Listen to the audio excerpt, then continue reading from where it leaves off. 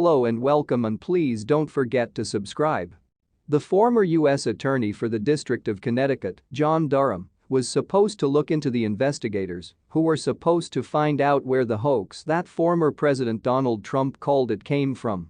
The investigation into his campaign's interactions with the Russian government by the FBI. According to an investigation conducted by the New York Times and published on Thursday, the veteran prosecutor used dubious claims from the Kremlin to pursue a conspiracy theory involving Hillary Clinton, Democratic donor and right-wing boogeyman George Soros, and the former head of the Democratic National Committee during his hunt for wrongdoing, which culminated in 2 unsuccessful prosecutions. A federal judge had told Durham, who was appointed U.S. Special Counsel by former Attorney General Bill Barr, that his evidence was poor. In 2017, The Washington Post reported that a document obtained by the United States from Russian intelligence claimed that Clinton was being shielded from an ongoing investigation into her email storage. Dutch intelligence, which had penetrated their Russian counterparts and the particular group responsible for hacking the DNC and laundering the emails it stole through Wikileaks and friendly journalists during the 2016 presidential campaign, provided Washington with that and other Russian intelligence assessments. The hackers were even caught on video by the Dutch.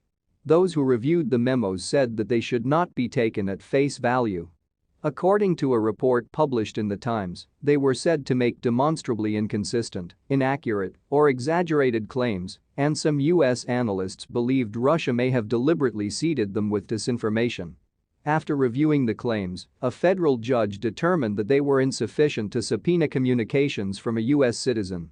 But Durham continued to pursue them.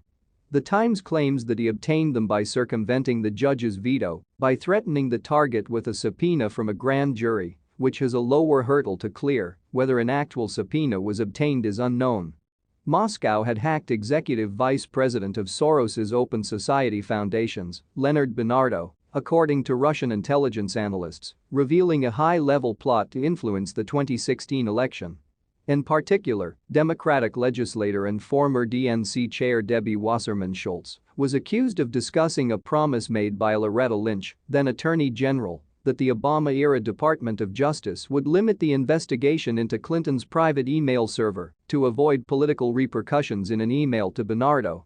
According to the Times, Durham was able to get Bernardo's emails, but he never found any evidence to back up the Russian claims.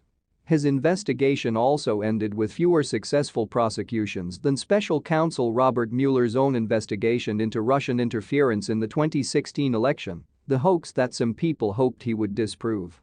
The theories of former Attorney General Bill Barr that the investigation had started with anti-Trump skullduggery by the CIA and allied intelligence services, or through a conspiracy from Hillary Clinton's rival presidential campaign, were never proven by special counsel John Durham's lengthy investigation of the FBI's investigation of Russia's ties to former President Donald Trump. After reviewing Durham's investigation for a month, the New York Times detailed Thursday that it was not without effort. After going 0 for 2 in court prosecutions, Durham is currently writing his final report.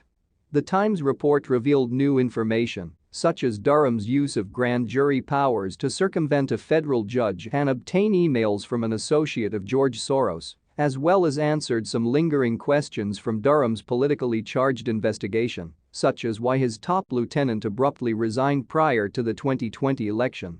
Additionally, it was shown that Barr made Durham's administrative review into a criminal investigation not for Clinton or the FBI, but rather so that Durham could look into a possible crime involving Trump.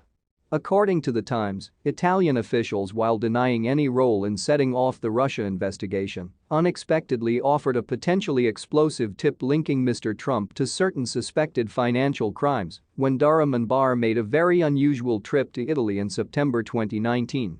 Decided that the tip was too serious and credible to ignore, according to Barr and Durham.